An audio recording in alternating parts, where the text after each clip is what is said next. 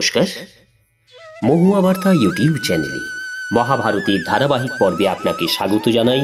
আজকের পর্ব দুর্যোধন এবং ধৃতরাষ্ট্রের মধ্যে আলোচনা এবং বিদুরের পরামর্শ।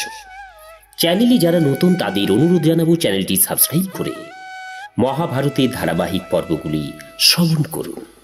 আসুন আজকের পর্ব শুরু করি দুর্যোধন এবং ধৃতরাষ্ট্রের মধ্যে আলোচনা এবং বিদুরের পরামর্শ। বৈশম্পায়ন বললেন, জন্মেজয় হস্তিনাপুরে ফিরে এসে শকুনি প্রজ্ঞাচক্ষু অর্থাৎ অন্ধ ধৃতরাষ্ট্রের কাছে গিয়ে বললেন, মহারাজ শ্রবণ করুন, দুর্যোধন দিন দিন দুর্বল এবং কৃশ হয়ে যাচ্ছে। আপনি তার এই দুঃখ, চিন্তা এবং অন্তরের কষ্ট কেন বুঝতে পারছেন না? ধৃতরাষ্ট্র দুর্যোধনকে সম্বোধন করে বললেন, পুত্র, তুমি এত বিষণ্ণ হচ্ছ কেন? তুমি কি শকুনির কথা অনুযায়ী দুর্বল এবং বিপন্ন হয়ে গেছো? আমি তো শোকের কোনো কারণ খুঁজে পাচ্ছি না। তোমার ভাই বা বন্ধুরা তো তোমার কোনো অনিষ্ট করেনি, তাহলে তোমার এই বিষণ্ণতার কারণ কি? দুর্যোধন বললেন, পিতা, আমি রাজপোশাক পরে সাধারণের মতো কেবলমাত্র আহার নিদ্রায় দিন কাটাচ্ছি। আমার অন্তরে ইচ্ছার আগুন জ্বলছে। যেদিন থেকে যুধিষ্ঠিরের রাজ্য সম্পদ দেখেছি সেই দিন থেকে আমার খাওয়া দাওয়া পড়া কিছুই ভালো লাগছে না। আমি দিনহীন হয়ে রয়েছি। যুধিষ্ঠিরের যজ্ঞে রাজারা এত ধন দৌলত দিয়েছে, তা আমি দেখা তো দূরের কথা কখনো শুনিনি। শত্রুর এই অতুল ধন সম্পত্তি দেখে আমি অস্থির হয়ে পড়েছি। শ্রীকৃষ্ণ যেসব বহুমূল্য সামগ্রী দিয়ে যুধিষ্ঠিরের অভিষেক করেছেন, তার জন্য আমি এখনো ইচ্ছা অনুভব করছি। লোকে সব দিক দিগ্বিজয় করতে পারে, কিন্তু উত্তর দিকে পাখি ছাড়া আর কেউ যেতে পারে না। পিতা, অর্জুন সেখান থেকেও অপার ধনরাশি সংগ্রহ করেছে। লক্ষ লক্ষ ব্রাহ্মণের ভোজনের পরে সংকেত রূপে যখন শঙ্খধ্বনি করা হতো, তা শুনে আমার শরীরে কাঁটা দিয়ে উঠত। যুধিষ্ঠিরের মতো ঐশ্বর্য ইন্দ্র, যম, বরুণ বা কুবেরেরও নেই। তাই ধনসম্পদ দেখে আমার চিন্তা অশান্ত। দুর্যোধনের কথা শেষ হলে ধৃতরাষ্ট্রের সামনেই শকুনি বললেন, দুর্যোধন, সেই রাজলক্ষ্মী পাওয়ার উপায় আমি তোমাকে বলছি। আমি পাশা খেলাই পৃথিবীতে সবার থেকে দক্ষ। যুধিষ্ঠির এই খেলায় খুব আগ্রহী, কিন্তু খেলতে জানে না। তুমি তাকে আহ্বান করো। আমি পাশা খেলায় তাকে কপটতায় পরাজিত করে অবশ্যই তার সম্পত্তি দখল করব।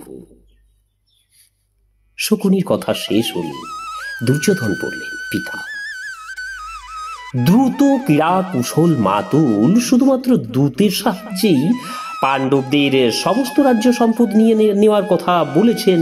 আপনি একে অনুমতি দিন। ধৃতরাষ্ট্র বললেন, আমার মন্ত্রী বিদুর অত্যন্ত বুদ্ধিমান। আমি তার পরামর্শ অনুসারেই কাজ করে থাকি। তার সঙ্গে পরামর্শ করে আমি ঠিক করব এই ব্যাপারে কি করা উচিত। বিদুর দূরদর্শী, দুপক্ষের জন্যই হিতকারী। বিদুর যা বুঝবেন তিনি তাই করবেন। দুর্যোধন বললেন, পিতা, বিদুরকে একথা জানালে তিনি নিশ্চয়ই বাধা দেবেন। তাহলে আমি অবশ্যই প্রাণ ত্যাগ করব। তারপর আপনি সুখে বিদুরের সঙ্গে রাজ্য ভোগ করবেন। আমাকে তো আপনার আর কি প্রয়োজন? দুর্যোধনের কঠোর বাক্য শুনে ধৃতরাষ্ট্র তার কথা মেনে নিলেন। তবু জুয়া নানা অনর্থের মূল জেনে বিদুরের সঙ্গে পরামর্শ করা স্থির করলেন এবং তার কাছে সংবাদ পাঠালেন। বিদুর সংবাদ পেয়ে বুঝলেন যে এবার কলিযুগ বা কলহ যুগ আরম্ভ হতে যাচ্ছে। বিনাশের শিকড় বিকশিত হচ্ছে। তিনি অতি শীঘ্রই ধৃতরাষ্ট্রের কাছে এসে তার চরণে প্রণাম জানিয়ে বললেন, রাজন, আমি জুয়া খেলাকে বড়ই অশুভ লক্ষণ বলে মনে করি। আপনি এমন কিছু করুন যাতে আপনার পুত্র এবং ভ্রাতুষ্পুত্রদের মধ্যে কোনো শত্রুতা না জন্মায়। ধৃতরাষ্ট্র বললেন, আমি তো সেই চেষ্টাই করছি, কিন্তু যদি দেবতা আমাদের অনুকূলে থাকেন তাহলে পুত্র এবং ভ্রাতুষ্পুত্রদের মধ্যে কোনো অশান্তি হবে না। ভীষ্ম, দ্রোণ এবং তোমার আমার উপস্থিতিতে কোনো প্রকারের দুর্নীতি হবে না। এরপর ধৃতরাষ্ট্র তার পুত্র দুর্যোধনকে একান্তে ডেকে বললেন, পুত্র, বিদুর অত্যন্ত জ্ঞানী এবং নীতি নিপুণ। সে আমাকে কখনো ন্যায় সম্মতি দেবে না। সে যখন জুয়াকে অশুভ বলছে তখন তুমি শকুনকে দিয়ে জুয়া খেলানোর সংকল্প পরিত্যাগ করো পুত্র। বিদুর আমাদের পরম হিতকারী, তার কথা অনুসারে কাজ করা তোমার পক্ষে হিতকারক। ভগবান বৃহস্পতি দেবরাজ ইন্দ্রকে নীতিশাস্ত্র সম্বন্ধে যে উপদেশ দিয়েছিলেন বিদুর তার মর্মজ্ঞ। যাদবদের মধ্যে যেমন উদ্ধব, কৌরবদের মধ্যে তেমন হলেন বিদুর। আমার তো জুয়া খেলার দ্বারা পরস্পরের মধ্যে ঝগড়া বিবাদ সৃষ্টি হবে বলে মনে হচ্ছে পুত্র। জুয়া হলো মনোমালিন্যের মূল, কাজে তুমি এর আয়োজন থেকে বিরত হও। দেখো, পিতা মাতার কাজ হলো সন্তানকে ভালো মন্দ বোঝানো, আমি তাই করছি। বংশ পরম্পরায় তুমি এই রাজ্য প্রাপ্ত হয়েছ, আমি তোমাকে শিক্ষা দীক্ষায় রাজ্য শাসনের যোগ্য করে দিয়েছি। জুয়াতে কি আছে? এইসব ঝামেলা পরিত্যাগ করো পুত্র। দুর্যোধন বললেন, পিতা, আমাদের যা সম্পদ তা তো খুবই সাধারণ, এতে আমি সন্তুষ্ট নই। আমি যুধিষ্ঠিরের সৌভাগ্য লক্ষ্মী এবং তার অধীনস্থ সমস্ত রাজ্য দেখে অত্যন্ত ব্যাকুল হয়েছি। আমার অন্তর ফেটে যাচ্ছে, আমার হৃদয় পাথরের, তাই এত কথা আমি বলতে পারছি আর সব কিছু সহ্য করতে পারছি। আমি নিজের চোখে দেখেছি যে যুধিষ্ঠিরের কাছে নিপ, চিত্র, কৌকুর, কারুষ্কার এবং লৌহ জঙ্গ প্রমুখ রাজা দাসদের মতো সেবা কার্য করছে। সমুদ্রের বহু দ্বীপের এবং হিমালয়ের রাজারা বিলম্বে আসায় তাদের উপহার সামগ্রী স্বীকার করা হয়নি। যুধিষ্ঠির আমাকেই জ্যেষ্ঠ এবং শ্রেষ্ঠ মনে করে আপ্যায়নের সঙ্গে রত্নাদি উপহারগুলি নেওয়ার কাজে নিযুক্ত করেছিলেন। তাই আমি সব জানি পিতা, সব জানি। হীরা, মণি, মাণিক্য এত রাশিকৃত হয়েছিল যে তার কোনো সীমা সংখ্যা করা যায় না। রত্নাদি উপহার গ্রহণ করতে করতে আমি ক্লান্ত হয়ে যখন একটু বিশ্রাম নিচ্ছিলাম তখন উপহার প্রদানকারীদের দীর্ঘ প্রতীক্ষা হয়ে গিয়েছিল।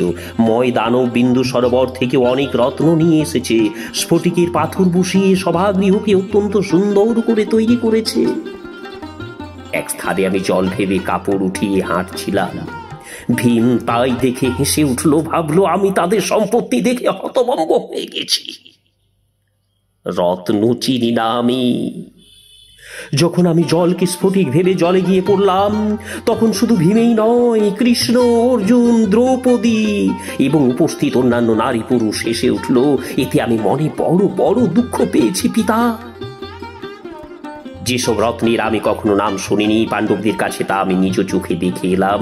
সমুদ্র পাড়ের অথবা সমুদ্র ধারের জঙ্গলে বসবাসকারী বৈরাম, পারদ অথবা সমুদ্র ধারের জঙ্গলে বসবাসকারী আভীর, কিতব জাতির মানুষরা যারা বর্ষার জলে চাষবাস করে, তারা বহু রত্ন, গবাদি পশু, সোনা, কম্বল, বস্ত্র ইত্যাদি উপহার নিয়ে রাজদ্বারের বাইরে ভিড় করেছিল, কিন্তু তাদের ভিতর ঢুকতে দেওয়া হয়নি। সুলেচ্ছাধিপতি প্রাগজ্যোতিষ নরেশ, ভগদত্ত বহু উচ্চ জাতির ঘোড়া অন্য উপহার নিয়ে এসেছিল, কিন্তু তাকেও ভেতরে আসার অনুমতি দেওয়া হয়নি পিতা। চীন, শক, ওট, জঙ্গলি, বর্বর, হুন, পাহাড়ি, নিপ এবং অনুপ দেশের রাজারা ভিতরে আসতে না পেরে নগর দ্বারেই দাঁড়িয়েছিলেন। আরো অনেক লোক দুরন্ত হাতি, আরবি ঘোড়া, সোনা উপহার নিয়ে এসেছিলেন, তাদেরও সেই একই দশা। পিতা, আপনি তো জানেন মেরু এবং মন্দরাচলের মধ্যবর্তী স্থানে শৈলদা নামে এক নদী আছে, আর তার দুই তীরে বাঁশির মতো আওয়াজকারী বাঁশের ঘন ছায়াতে খস, একাসন, অর্হ, প্রদর, দীর্ঘবেণু, পারদ, কুলিন্দ, তঙ্গন এবং পরতঙ্গন ইত্যাদি জাতি বসবাস করে। তারা যা সঞ্চয় করেছিলেন সেই সমস্ত স্বর্ণ রাশি যুধিষ্ঠিরকে উপহার দেবার জন্য নিয়ে এসেছিলেন। উদয়াচল নিবাসী কৌরুষ রাজ এবং ব্রহ্মপুত্র নদীর উভয় তীরবাসী কিরাতগণ, যারা শুধু চর্মবস্ত্র পরে, অস্ত্র বহন করে এবং কাঁচা ফল মূল খেয়ে জীবন ধারণ করে, তারা উপহার নিয়ে এসেছিল। বহু রাজাই বাইরে দাঁড়িয়েছিলেন ভেতরে প্রবেশের প্রতীক্ষায়।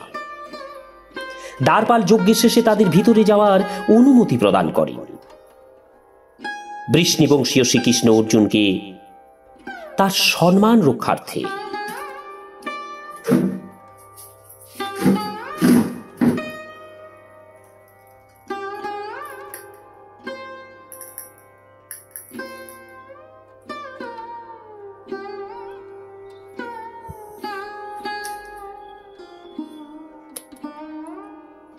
14,000 হাতি উপঢৌকন দেন। পিতা, অর্জুন যে শ্রীকৃষ্ণের আত্মা এবং শ্রীকৃষ্ণ অর্জুনের আত্মা, এতে কোনো সন্দেহ নেই। অর্জুন শ্রীকৃষ্ণকে যে কাজ করতে বলেন তিনি তৎক্ষণাৎ তা সম্পূর্ণ করে দেন। বেশি আর কি বলবো। অর্জুনের জন্য শ্রীকৃষ্ণ স্বর্গও ত্যাগ করতে পারেন, আর শ্রীকৃষ্ণের জন্য অর্জুন তার প্রাণও হাসতে হাসতে ত্যাগ করতে পারেন। এখন এই 4 বর্ণের প্রদত্ত প্রেম, উপহার, বিজাতীয়দের উপস্থিতি এবং তাদের দেওয়া সম্মান দেখে আমার হৃদয় বিদারিত হচ্ছে। আমি মরতে চাই পিতা, আর কত বলবো। রাজা যুধিষ্ঠির যাদের ভরণ পোষণ করেন তাদের মধ্যে কয়েক কোটি হাতি ঘোড়ার সওয়ার, কয়েক কোটি রথী এবং অসংখ্য পদাতিক সৈন্য আছে। চতুবর্ণের লোকের মধ্যে এমন কাউকে আমি দেখিনি যারা যুধিষ্ঠিরের কাছে আহার এবং আদর আপ্যায়ন গ্রহণ করেননি। যুধিষ্ঠির 88,000 গৃহস্থ স্নাতককে ভরণ পোষণ করে থাকেন।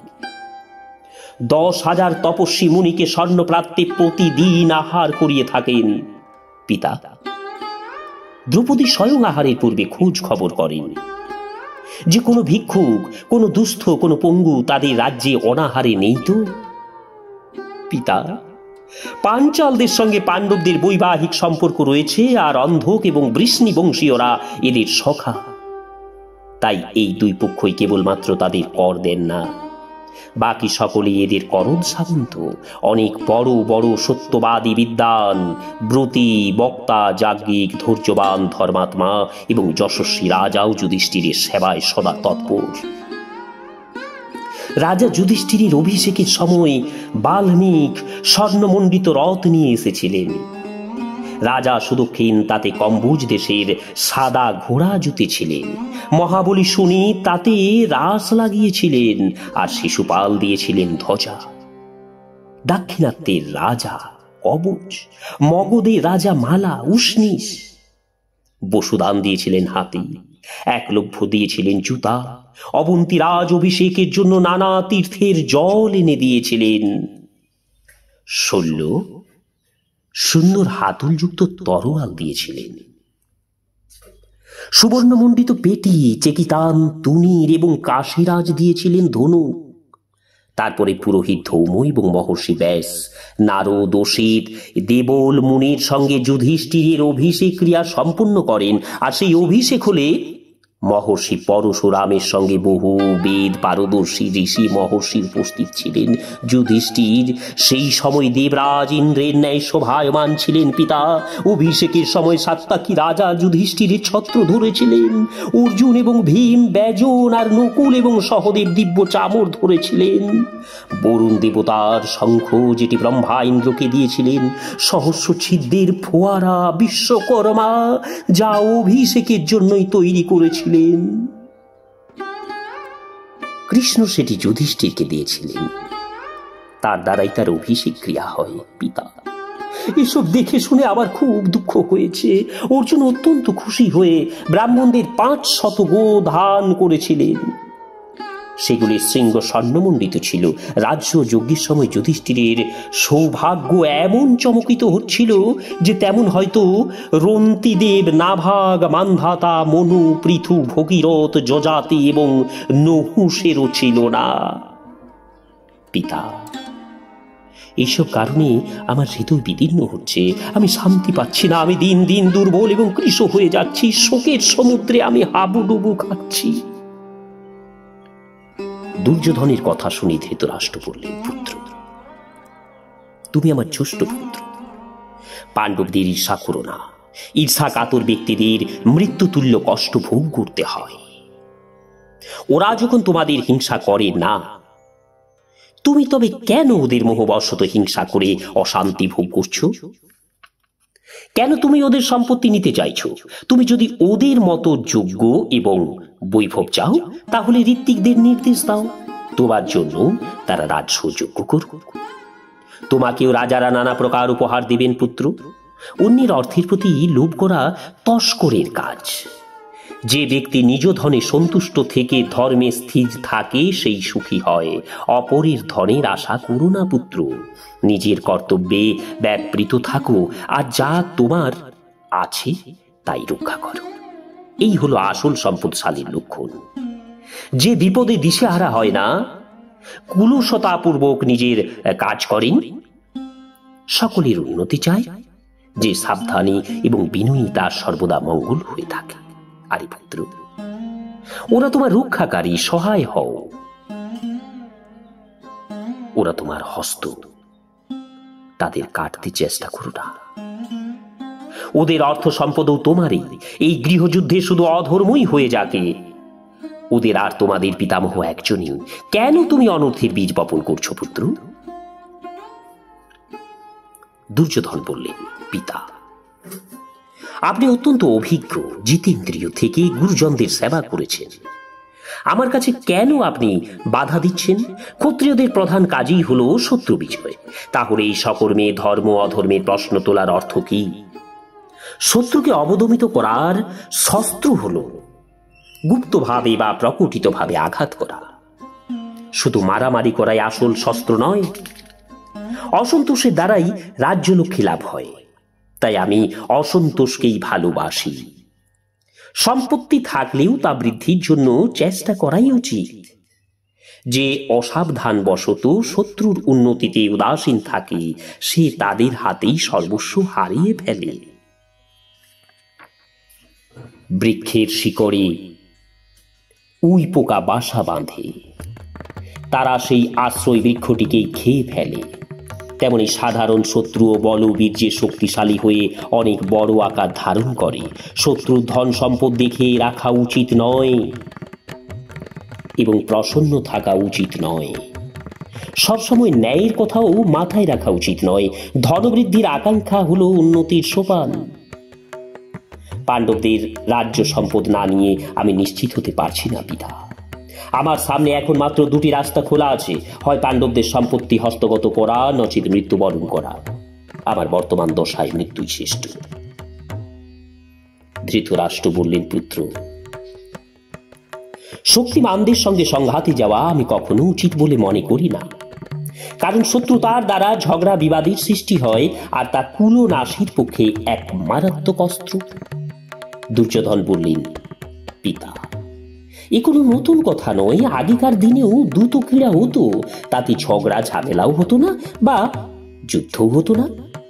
আপনি মাতুলের কথা মেনে নিয়ে শীঘ্রই সভা মণ্ডপ তৈরি করার নির্দেশ দিন। ধৃতরাষ্ট্র বললেন, পুত্র, তোমার কথা আমার ভালো লাগছে না। তোমার যা ইচ্ছা তাই করো, দেখো পরে যেন অনুতাপ করতে না হয়, কারণ তুমি ধর্মের বিপরীতে যাচ্ছ। মহাত্মা বিদুর তার বিদ্যা এবং বুদ্ধির প্রভাবে সবকিছু আগেই জেনে গেছেন। ঘটনাক্রমে এমন আমি নিরুপায় ক্ষত্রিয় ধ্বংসের মহাভয়ঙ্কর সময় আসছে বলে মনে হচ্ছে। রাজা ধৃতরাষ্ট্র ভাবলেন, দৈব অত্যন্ত বলশালী। দৈবের প্রতাপেই দুর্যোধনের চিন্তা ভাবনা অন্যদিকে যাচ্ছে।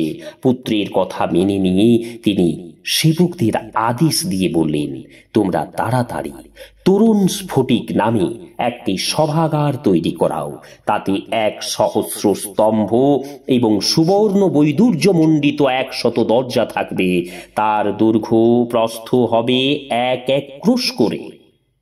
রাজার নির্দেশ অনুসারে কারিগররা সভা তৈরি করল এবং নানা সুন্দর রত্ন বস্তু দিয়ে তাকে সাজিয়ে দিল। নমস্কার, আজকের পর্ব এখানেই শেষ করছি। আগামী পর্ব যুধিষ্ঠিরকে হস্তিনাপুরে আমন্ত্রণ এবং ছলনা করে পাশা খেলায় পাণ্ডবদের পরাজিত করা। ধারাবাহিকভাবে মহাভারতের পর্বগুলি শুনতে থাকুন। নমস্কার, ধন্যবাদ।